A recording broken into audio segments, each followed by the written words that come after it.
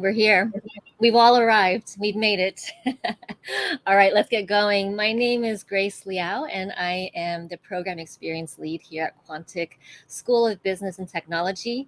And with us behind the scenes also is the fantastic Kelsey Duggan, who is co-producer of this event and all of our LinkedIn Live events. So give her a shout out in the comment box if you can. And of course, with me are our special guests today, which I'll introduce shortly. So we are here today with you for our first episode of a new series we called Where Do We Go From Here? Which are roundtable discussions with our Quantic students and alumni who bring their unique and professional perspectives on relevant, timely topics with an eye on both what is happening now, the here, and what the future might hold, the where. And so today's discussion will be on the future of education. When we were exploring topics for this series, there were so many that we could choose from, but education, of course, felt like the perfect starting point, being an educational institution. I'd like to give a special shout out to one of our phenomenal Quantic alumna, Asami Wright, who started one of our amazing student organizations called the International Edtech Association. She has single-handedly created this thriving community within the Quantic universe and has been an inspiration and great help to us as we design this event. And so Asami and IEA, this roundtable is dedicated to you. Now, audience, wherever you are, and I know we have a global audience, we thank you for taking time to join us. And we invite you to join the conversation like we do with all of our LinkedIn Live events. Comment, agree, high five virtually, disagree, whatever it is, go ahead and use the chat box to join us in this roundtable discussion. Now, today's session will be 60 minutes long and it is recorded. So if you need to come back around, you can just come back to this link and watch the recording afterwards. But of course, if you can stick around, we would love you to stay. Now, for those of you who are not yet Quantic students, if you're interested in learning more about Quantic's MBA or EMBA, executive MBA programs, we have a handy QR code right there that you can use to learn more about the student experience. Feel free to check it out or screenshot this and save it for later. We know how you all love QR codes. You can't resist but scan that thing. So go ahead and scan it. Now, a couple of things for the audience, again, to help kick us off into this discussion. In the comment box, tell us where you are calling in from. Where in the world are you, literally? It will really, really highlight how global our audience is. And if you feel like it, tell us what you're eating and drinking. I just have my boring water right now, but that's literally what I need. And secondly, as we dive into discussion, you are welcome to leave questions for us. Alex, Jack, and Denu will have a chance to answer your questions if we can, and we'll get to it. So now I do have a specific question for the audience, and it's also to help bring more into this conversation. What is an opportunity that you see in the future of education? So this question is for the audience. Go ahead and type in the comment box, what is an opportunity that you see for the future of education? All right, now without further ado, I'd like to introduce my buddies here on screen right now. I'm going to start with Alex. Alex is a senior advisor of product at Cambiar Education and founder of Edtech Insiders, a leading education technology podcast and newsletter. He has over a decade of experience in product management and learning design at leading educational technology initiatives, Coursera, 2U, Scholastic, Skillshare, Credly, Meta, Newton, and the Chan Zuckerberg Initiative. So that's Alex. Now we also have, actually, Alex, let me pause there. I'm going to let you say hi to the audience. Hi, everybody. I'm seeing people from Singapore, Rwanda, Mexico, Nigeria, and all over the U.S., Colombia. Really exciting to see you all. Northumberland. Really great to see you all in the chat, and I can't wait to get started. Excellent. All right, and now I'm not sure if it's to your left or right, depending on how we're sitting, but Jack Little is a British Mexican school administrator based in Bogotá, Colombia. He is passionate about using data to improve the learning experience of his primary school age students. He is the author of 2 collections of poetry, the latest being Slow Leaving, and he is the founding editor of the Ofi Press, publishing poetry from Mexico and around the world since 2010. His claim to fame is having represented Mexico internationally in cricket. Jack, would you like to say hello? Thanks so much, Grace. It's wonderful to be here and talk about this extremely important topic today. Thank you so much. And last but not least, we have Danu Pointer, who is the host of Still Curious podcast and is the founder of Gruckist. Am I saying that right, Danu? The community for people with too many interests who are still deciding what they want to be when they grow up. Despite never letting school interfere with his education, Danu has nevertheless acquired 2 social sciences degrees, an executive MBA, and 12 plus years experience in higher education, research management, and academic performance. Danu is based in Auckland, New Zealand. So that is the 3 of our guests right here. They are so different and literally in different places. And 2 things I know for sure they share in common is Quantic, that's one, and education, a passion for education. So we're super excited to get into this discussion. Now, to warm us up, gentlemen, we always ask an easy question. So you're just going to go ahead and share. It is, what is your morning routine, typical morning routine to start your day right? Anyone can go. Sure. I'll jump in really fast. So I like having decaf coffee in the morning, sometimes caffeinated when I'm especially tired. Waking up, making sure that I have a newborn baby, just a month old, which has changed my morning routine a lot. It's a whole lot earlier now. And then just sort of trying to make sense of the calendar of the day and get started. It's always different. That's what's fun about education, that no 2 days are the same. So been having a good time with that. Excellent. How about Jack? Would you share yours? Now, usually at about 5:30, my 4-year-old son jumps into bed with my wife and I, Benicia. So I give him a kiss, take out my phone, do my Wordle for the day if I can quickly, and then start checking my emails at home. There's usually some questions from teachers about what's coming up that day, review what events are coming up, and then head into school. Excellent. And then you? Yeah, much the same. I like to get started with coffee, not decaf though. I'm with Diego there. It's very important. I have a friend who sends me his Wordle every day, and so I do Wordle when he missed it for the day, just to be competitive. But other than that, I do my best work in the morning usually. So I'm doing thinky work and replying long things to people and that kind of thing. Excellent. This could be a discussion about decaf versus decaffeinated, but we'll save that for another time. And now my second question. This is an important one, especially for those, actually for Quantic students and also for non-Quantic students. It's always great to hear your Quantic story. And if we'll start with Danu this time. If you could share how you and Quantic met and why you decided to pursue the executive MBA.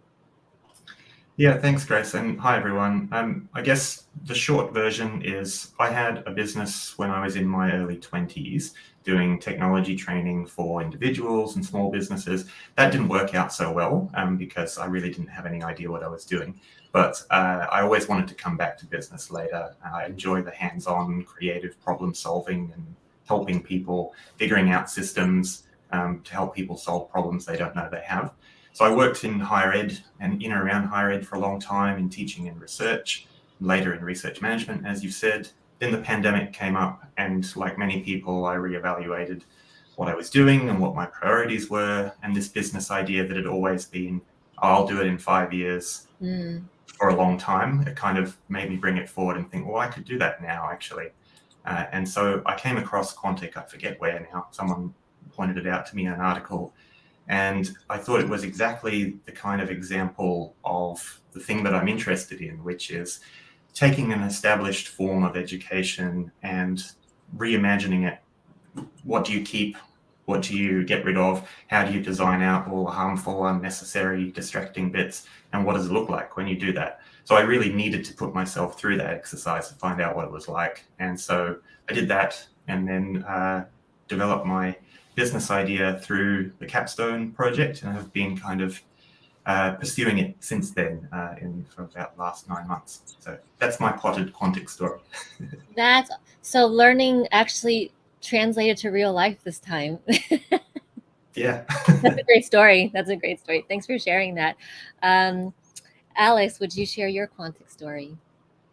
Sure. So I've been in education technology for many years, and what I've always looking for are companies that are doing things that are more student-centered, that are more in line with the way, adults especially actually live their life, especially when it comes to adult learning. And so I've developed business classes. I've taken all sorts of classes in many different types of online settings. And when I saw that Quantic really was mobile first, it was designed around really good instructional design principles, really good product design, very well structured, has a community as well as a really clean interface for being able to make progress in content.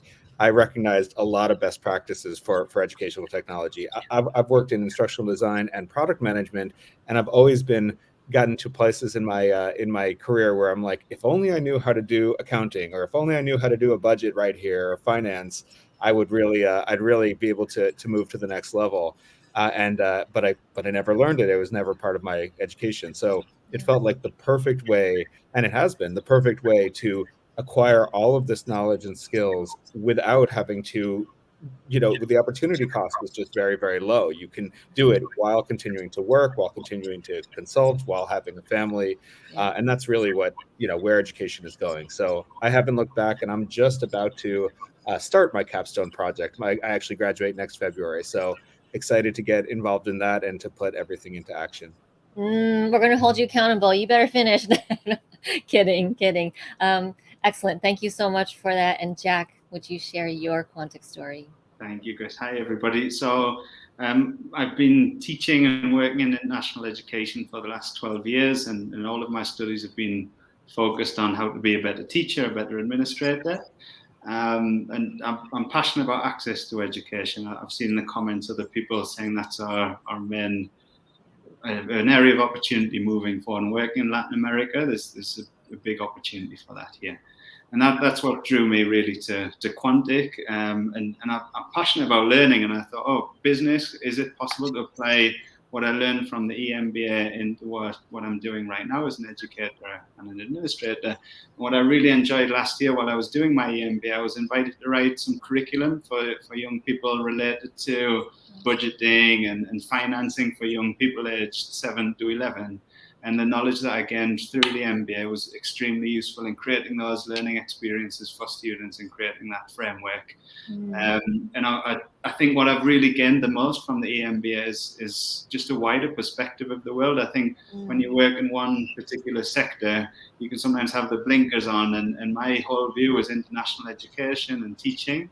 And we've met people like you, like Dan, you, Alex, and many other people. It just makes the world just seems like a bigger place with many more opportunities and many more perspectives. And that really makes me optimistic for the future. Excellent.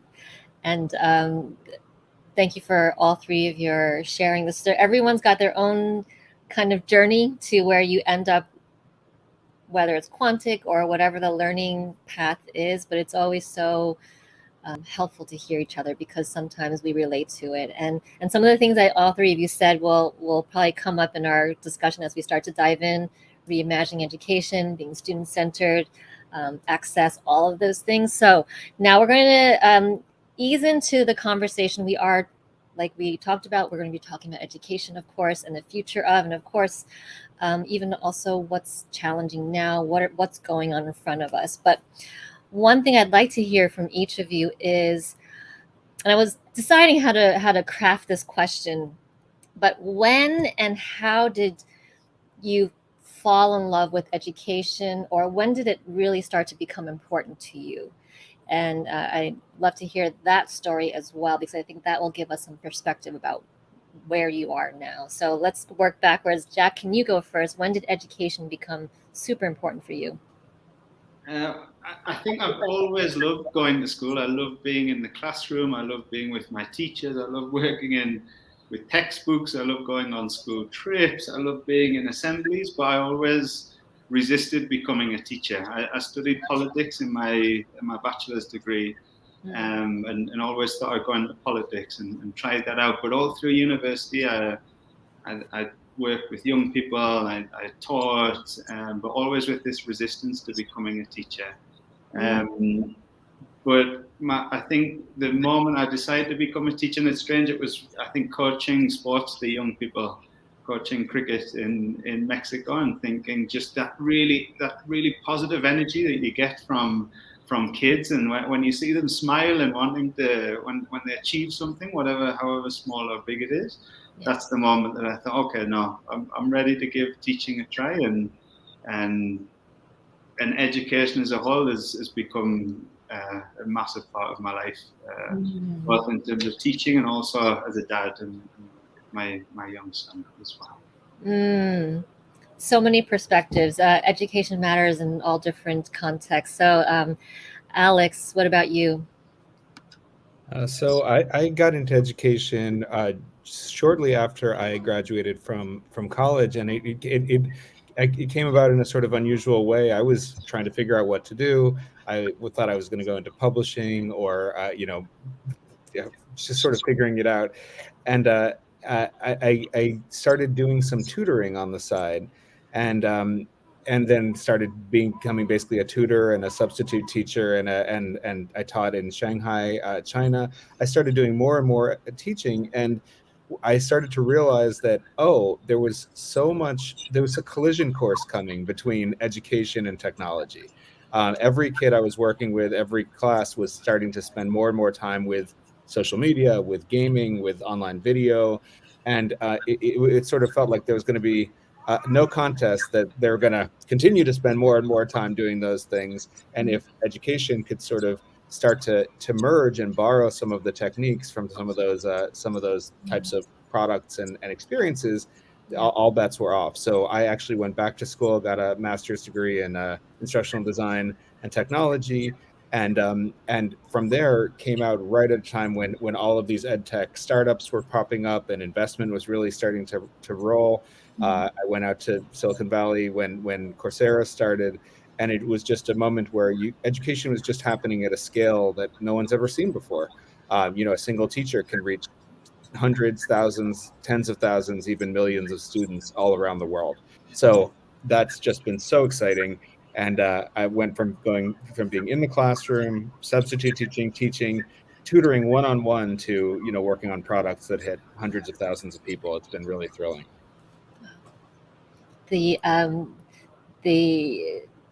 That shift is so it's so dramatic, isn't it? Especially the way I won't say we, because I think I'm a little older than you guys, but just even as students growing up, imagining the world that we are in right now is quite jarring in a lot of ways, but so exciting.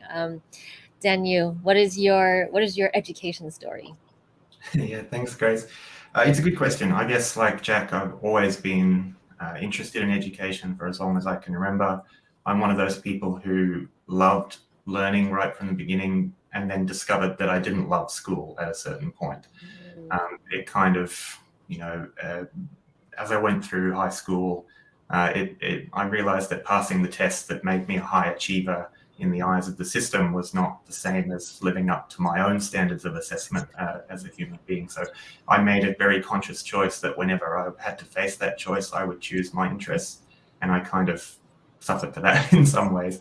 But so I've been hanging around education, on the edges of it and in the middle of it, and gone away for a time, but I've always come back to it because I'm just really fascinated by this dichotomy of loving learning but not loving school, and never letting schooling interfere with your education.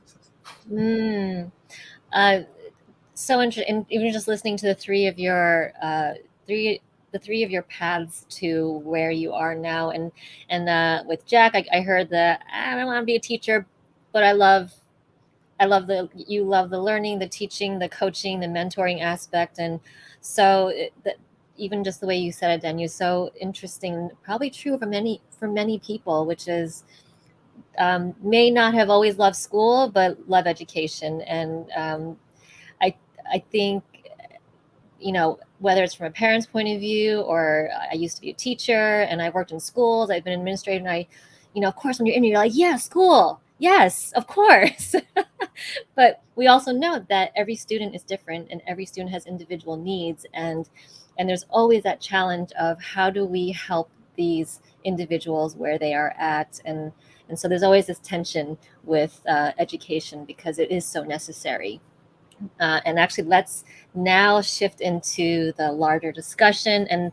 And so to kind of frame the discussion a little bit as we get into education, broadly speaking, there are a couple of things that we want to keep in mind, and I know it's going to come up as the three of you share. In general, past, present, future, what is the role of technology and how does it impact learning and education? So that's one aspect. Another one to weave in here is who have been or are or will be key players or organizations or trends to keep an eye on, because it is constantly evolving.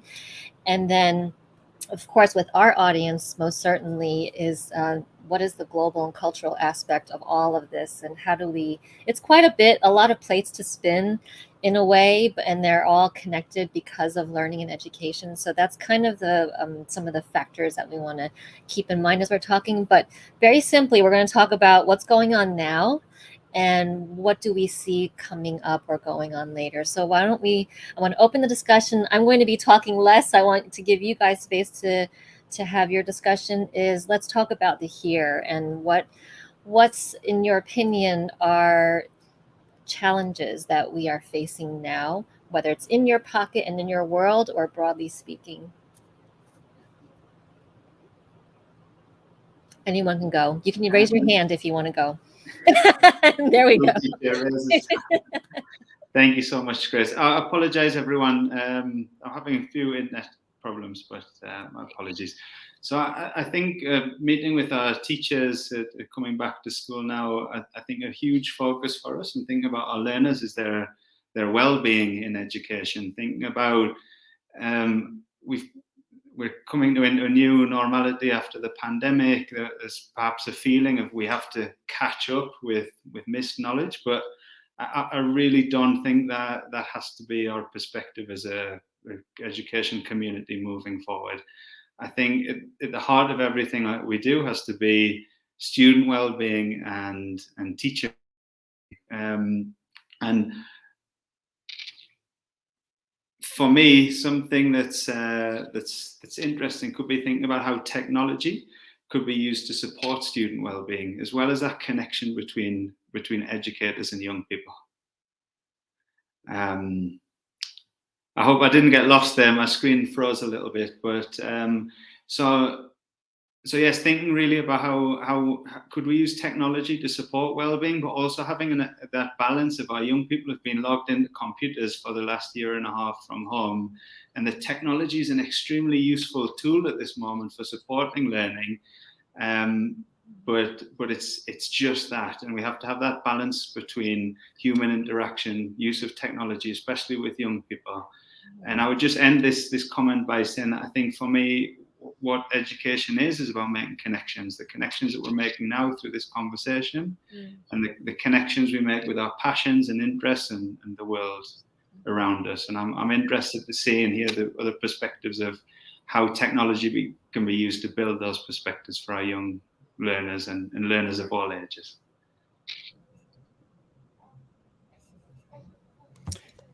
Yeah, I can build on that as well. I think that, we're in this incredibly strange moment for education right now, in my opinion, and technology, but just education in general.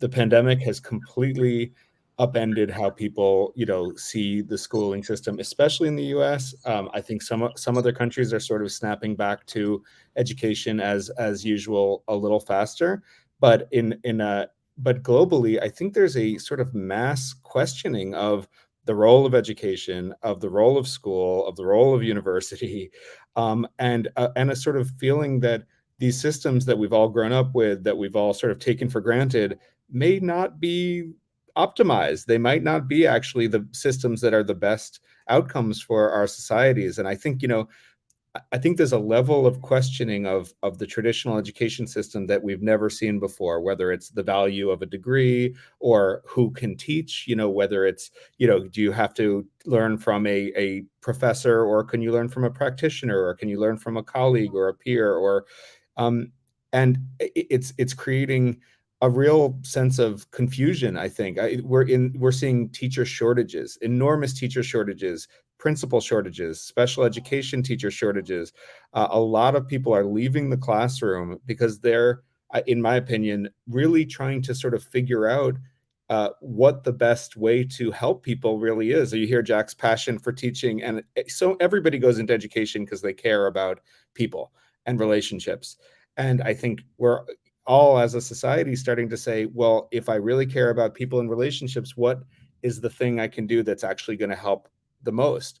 And you're seeing, social emotional learning take a front seat. You're seeing levels of anxiety and depression and isolation among students at all-time highs, and people starting to say, maybe what a school should do is not just a blackboard and a textbook and a test and a certificate or a degree. It's actually be a place where life is better for everybody who's there. And what do we have to actually do to make that happen?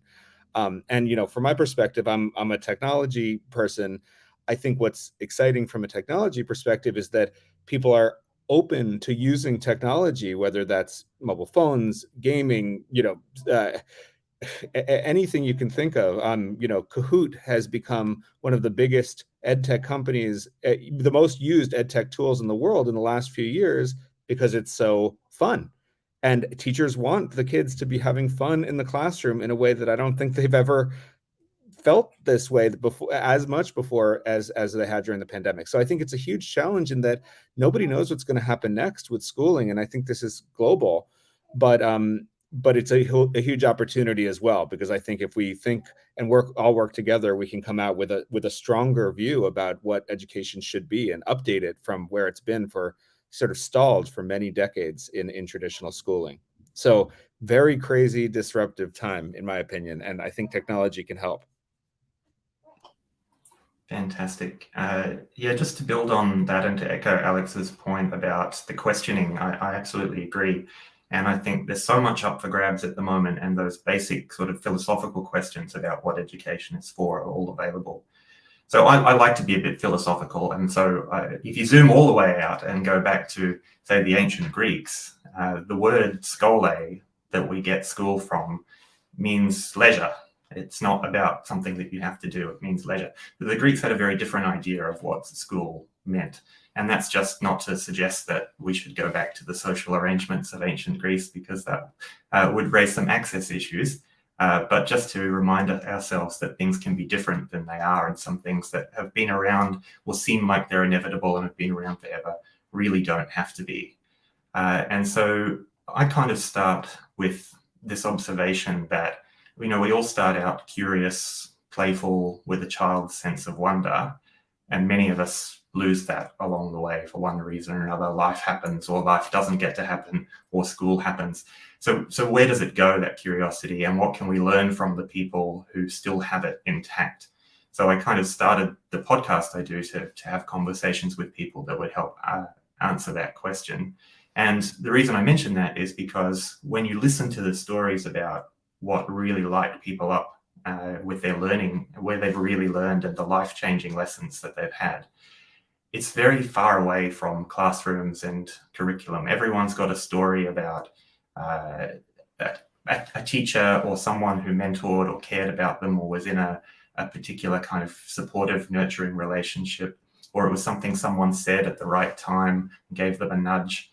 They're all those kinds of stories coming to that connection point that Jack raised. So I think, well, what if we do this reimagining and strip it right back to what are all the things that get in the way of that, and how can we design them out? And just, we all know what that life-changing learning looks like because we've all got those stories. So in some ways, it's actually an easy problem because we all know what it looks like, but how do we do it?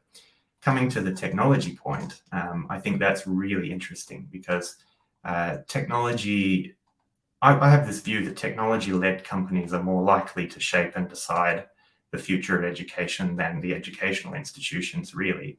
But they don't always or often have the values or the expertise or the motivations that educators have, and the same motivations for going into education.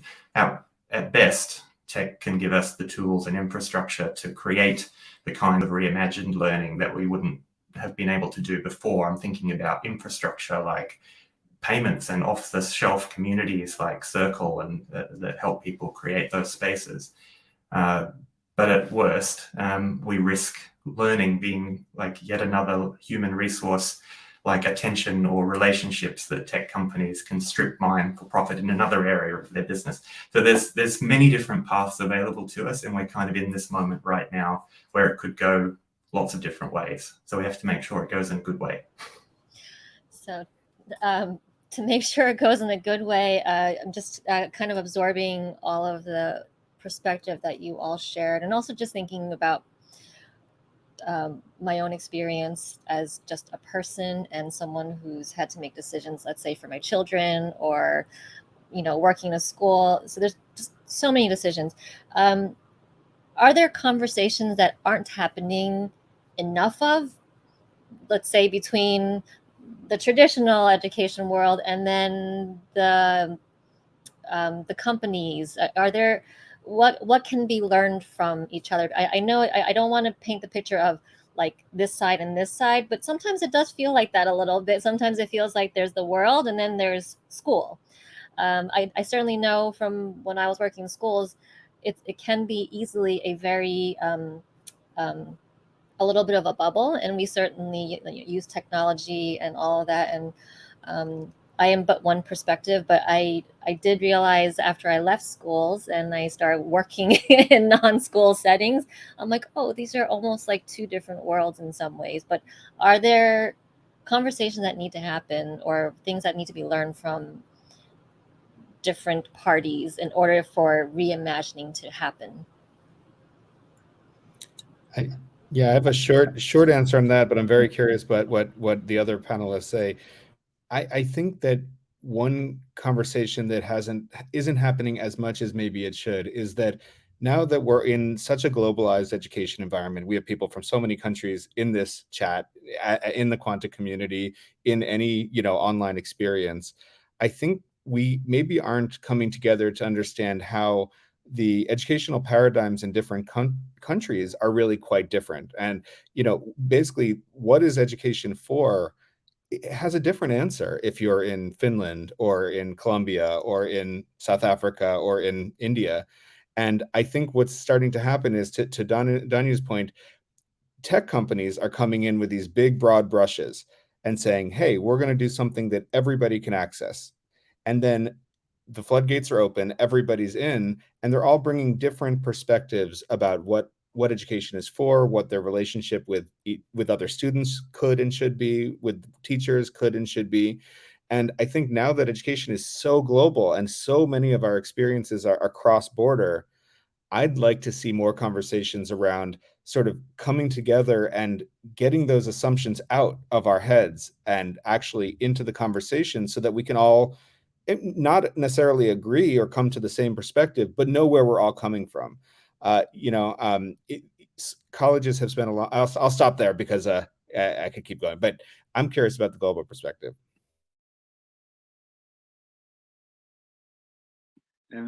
Just to build on that slightly and move away from it slightly, I think if I share my perspective as a school administrator, the conversations that I have with edtech providers is usually in the role of a consumer, making decisions with the other leaders of what we're going to buy in terms of moving ahead. However, we've got access to so much fabulous technology that can help us assess reading, it can support with reading. We've got technology that gives us survey data on student well-being, and we have access to hundreds of apps. And sometimes in education, as a person who's competent with technology but not a technology person, it can sometimes feel overwhelming. So I think what Danu said before about taking that big step back for us as educators within schools, and not just thinking about which technology is going to help us to meet this standard or which technology is going to improve grades, but thinking actually what's the big idea here? What's the aim? Sorry, Alex, I don't think I've built on your point at all, but I wanted to share that perspective from within a school. Thank you. I guess I'd like to build on Alex's point a bit and say it'd be nice to see more conversations about personalization and in education and scale in tech, because people have so many different preferences for how they like to learn, where they like to learn.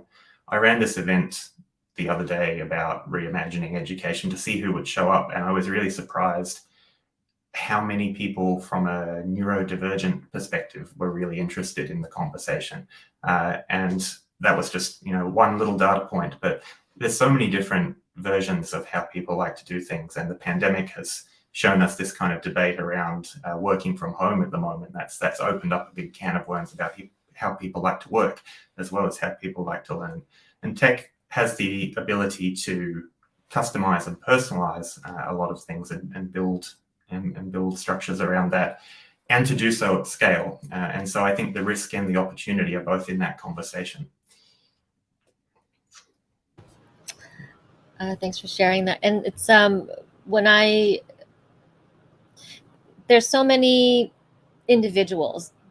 There are the schools and there are the companies, and then so everyone has interest in education. Everyone, quote unquote, cares about the student, and it's true. But then my takeaway from what you all shared is that we're so in what we're doing, we're so deep in the work that we're doing, but to together to step back, even if it's just a few people, to have a few more conversations, to step back together and realize, do we actually agree on what education really is for, and see it that way, and then work towards that North Star. Because I think the North Star, they look the same, but I don't think they're always the same, depending on who you are and who you're working with. And the classroom teacher who is trying to get her student to learn something has a very different perspective than someone sitting in like in an edtech company trying to figure out what's the best design to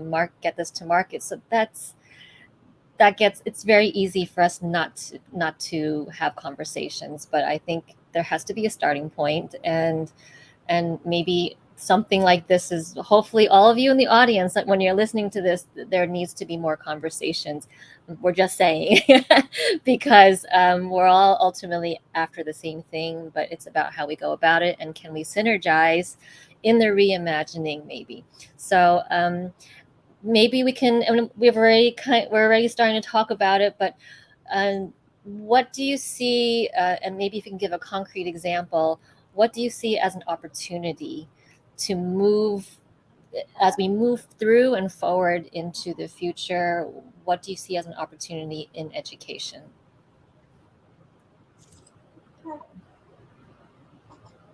No, it really does work, the hand raising. I think what I see, and we've seen across the world, across Europe, the heat waves that are happening, climate change, the student well-being is absolutely essential. Strategies to improve learning are absolutely essential. But I think really what's at stake is our planet and our kids and our grandkids. So for me, and what we're trying to do in our school at the moment, is have an important focus on social and environmental responsibility. And that is guided, we provide a framework, but we're always trying to develop a student agency in that students lead their own actions. They develop the skills to become people who are able to make a positive impact in their environment. And they're given opportunities to fail along the way and learn from those failures. So for me, I think looking forward, it's social and environmental responsibility, and empowering our young learners and learners of all ages to be able to make a difference and feel that they're making a difference in the world that we live. Yeah, I agree with that, and I think it's really interesting because you have, I think, two pretty different threads in education right now. One is very much what Jacques is speaking about, which is young people want to impact the world. They see all of these problems left to them by former generations. There's these enormous youth movements all over the world, a lot of political upheaval, a lot of people wanting to sort of just turn the page and create better societies, as well as all the mental health stressors and anxiety and widespread isolation. So there's a huge need for educators to really dig into humanity and mentoring programs and social emotional learning and support one another. At the same time, you have countries like China and India that are combined make up almost half of the population of the planet, and where they're hyper competitive because there's so many people, and and people are really trying to just sort of excel into the best possible educational pathway to continue to raise their societies and their own families out of poverty. We've in China, we've seen the fastest acceleration of humanity out of poverty in the history of the world in the last 20 years, and but it's not at all over. So you're seeing this focus on the return on investment for education all around the world. Is this worth it? Is it worth it to spend tens of thousands of dollars on a university degree, or this many years, or to go to a school that won't allow you, or to go to not be able to pass your A levels or O levels or things like that.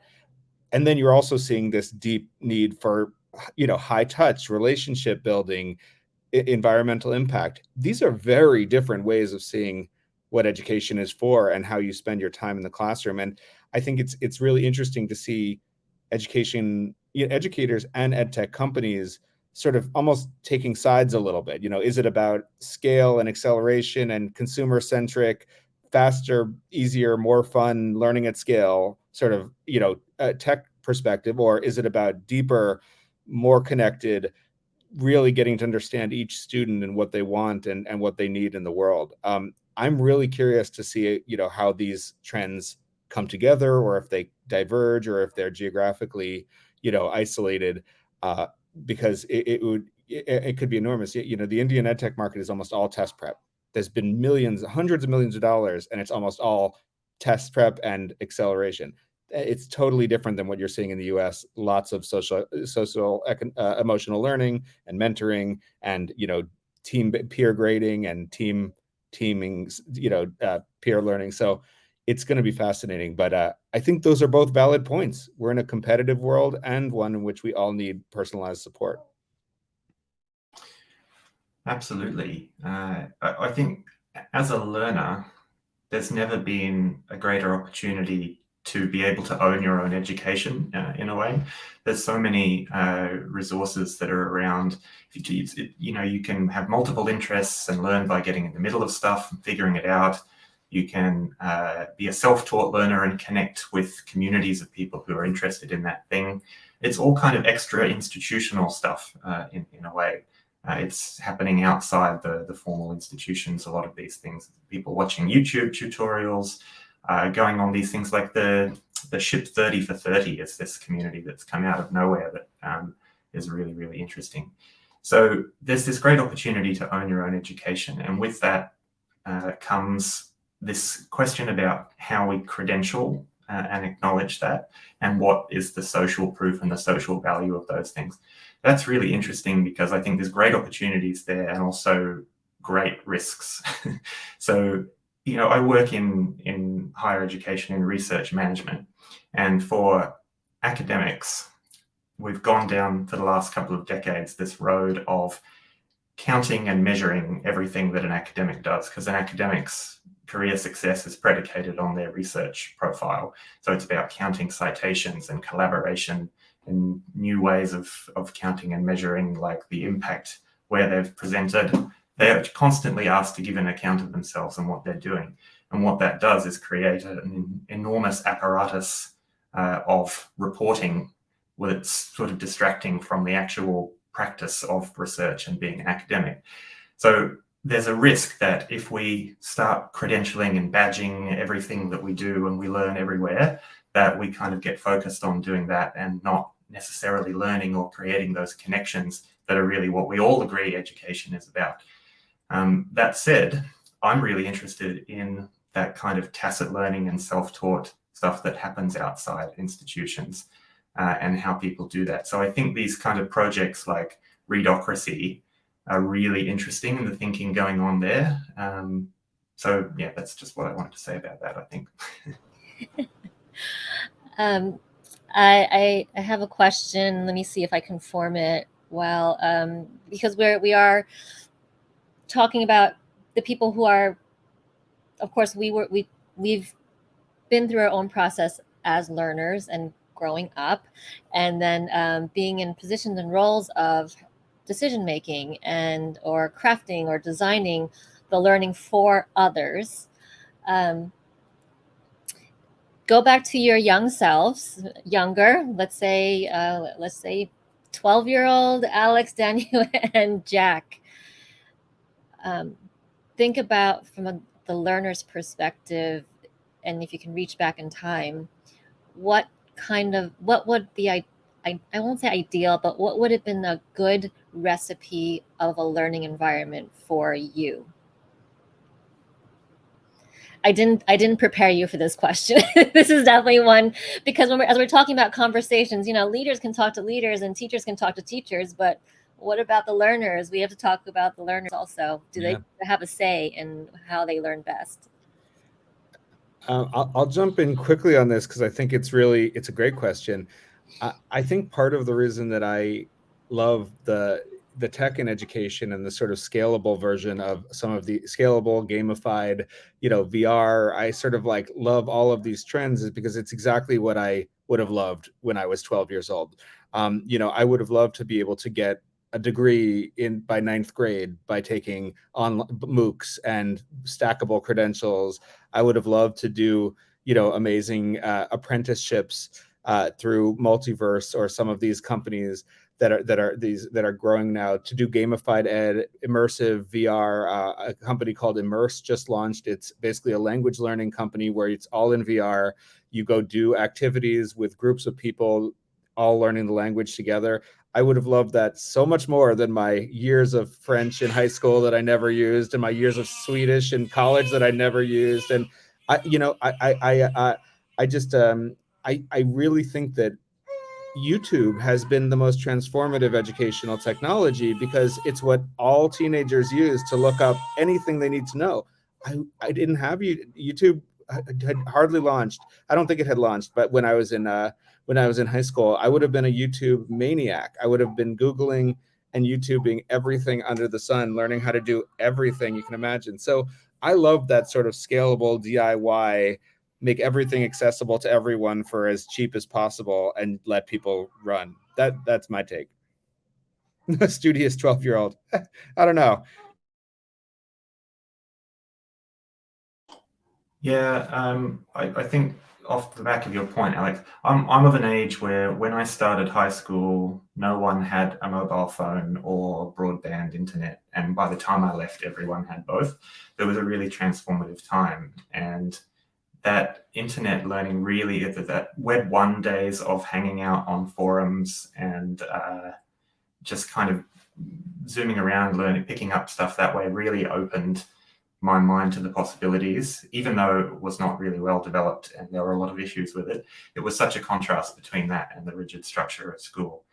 So there's that kind of discoverability, but I would have really liked someone to help me map the space of what there is, because you don't know what it is that you're looking at. And one of the things that I did get from formal education that I really value is a kind of canon of concepts and vocabulary, things to know about. And that's kind of mapping the imaginative space of a topic.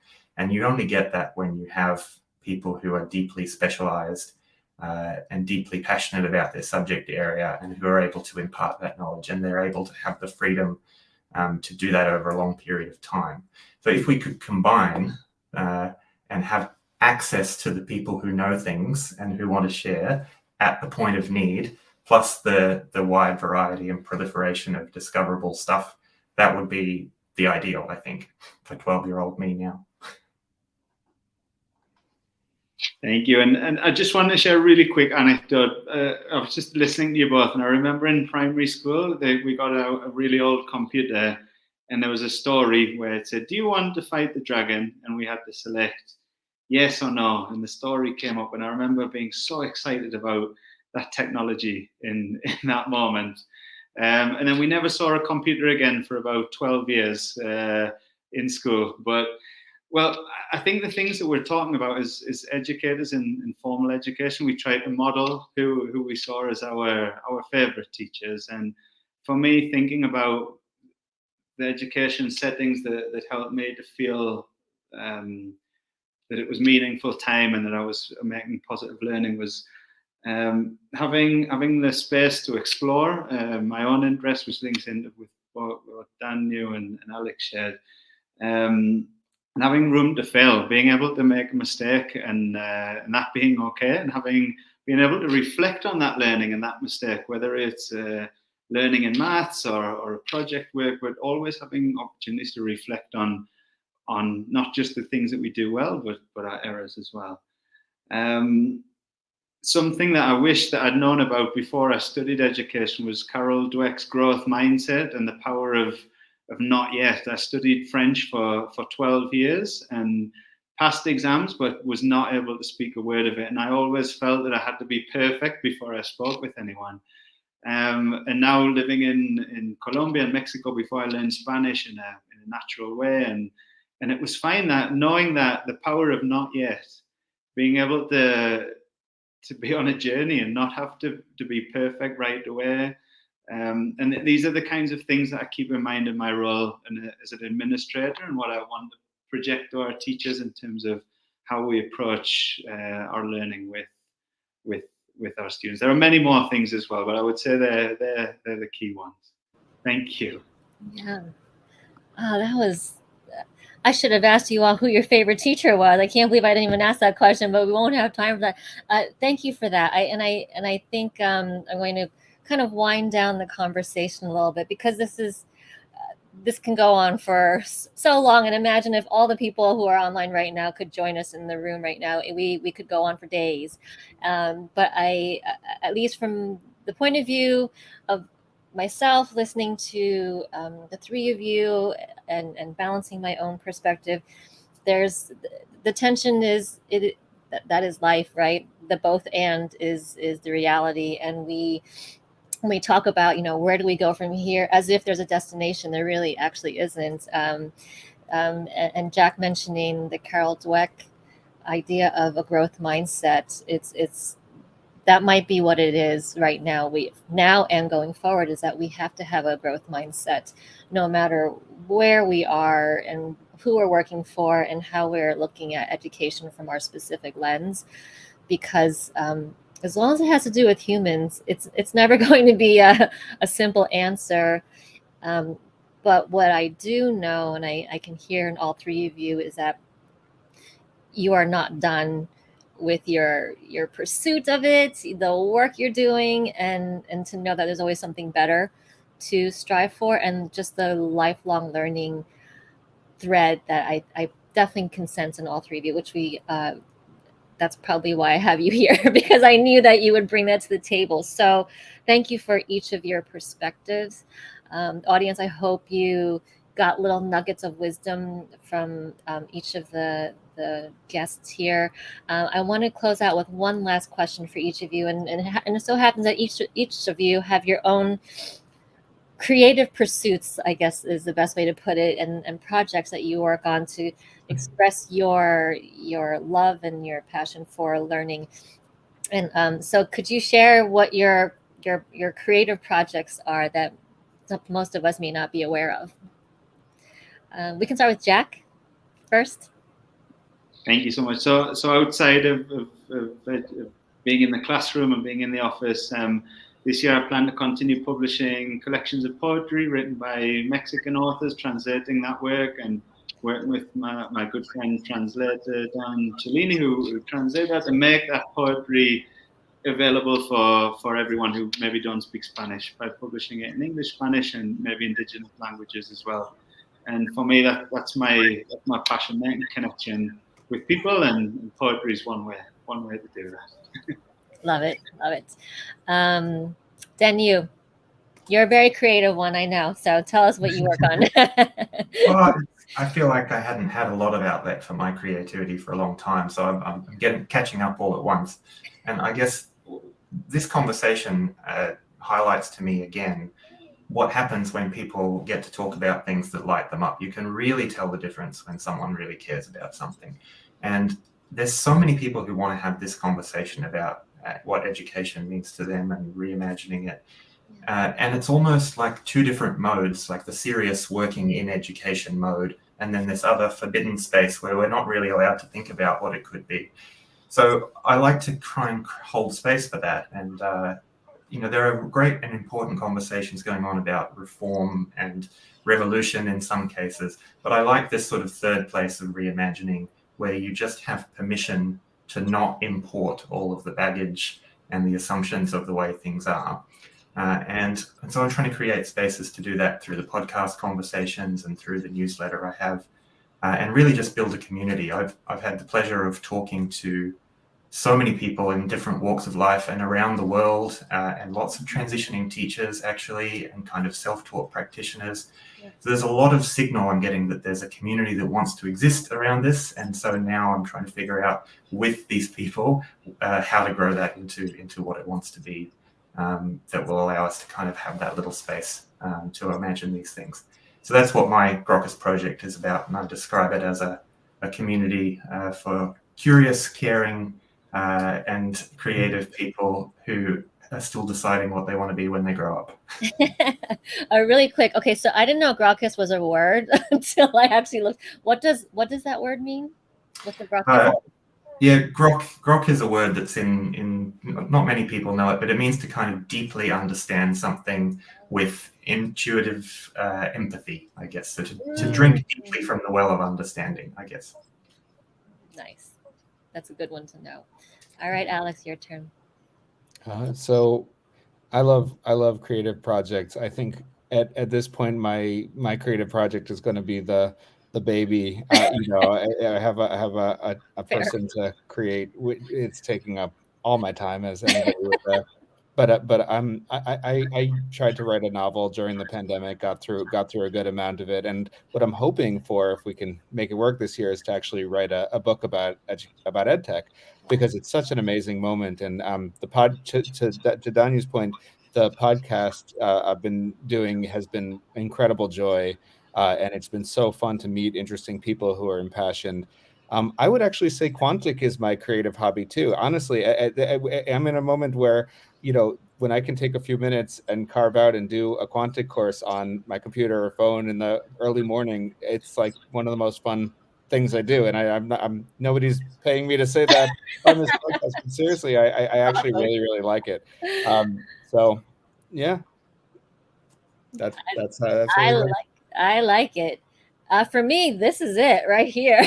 I mean, when we talk about opportunities, this is similar to Daniel. I don't think I ever knew I had a creative part of me. I just figured if I can't draw a flower, I must not be creative, which is which is what I grew up thinking. But just a quick pitch. We have a lot of people on this call from Latin America, from Africa, and one of the things that's been really exciting in the EdTech space is the rise of Latin America and Africa. We mentioned India, China, and the US, which have been the traditional markets, but the Holon IQ, which measures EdTech investment, has this rest of world category, which is a little insulting, but it means all of Latin America, all of Africa, and it's gone really crazy over the last few years. Amazing stuff happening in those places. Nexford University, Kibo School, Crehana and Domestica, which are both creativity platforms in Latin America, which is why I'm shoehorning this in right here. But there's really cool stuff happening. So just wanted to make sure that's happening.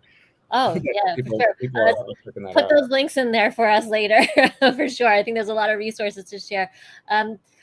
We are actually 1 minute over the hour. I'm so sorry, but this was a delight.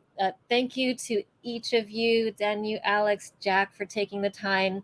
The audience, they gave a lot of time to this project. We met many times and made sure it was a good vibe, and it has exceeded all of my expectations and hopes. And audience, I hope you gained some inspiration. Hopefully you're going to walk away thinking about something and have those conversations.